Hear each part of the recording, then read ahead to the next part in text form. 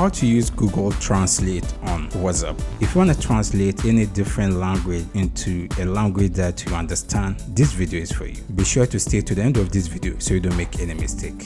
To get started, make sure you locate the language that you want it translated.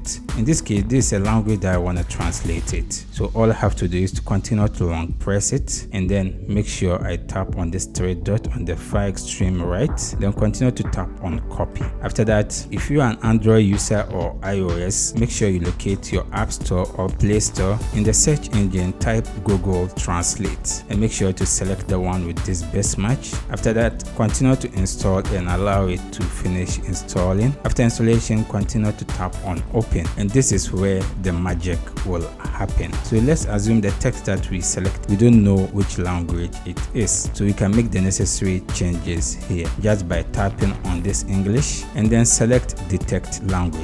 And on the next one, we're going to select the language that we understand. So I'm going to tap on this one, Spanish, and then I'm going to select English. You can scroll through to locate English just by locating the E column and select it. So now we're going to paste what we've copied in the foreign language just by clicking on paste here. So when you tap on it, automatically it will be translated in English. If you want to even listen how it is pronounced, you can tap on this voice and you will hear how to pronounce this foreign language. In English, this is basically how are you all today. If you have any question, you can leave it in the comment section. I'll do my best to attend to you. If you enjoyed this video, consider subscribe and give this video a like. See you in the next video.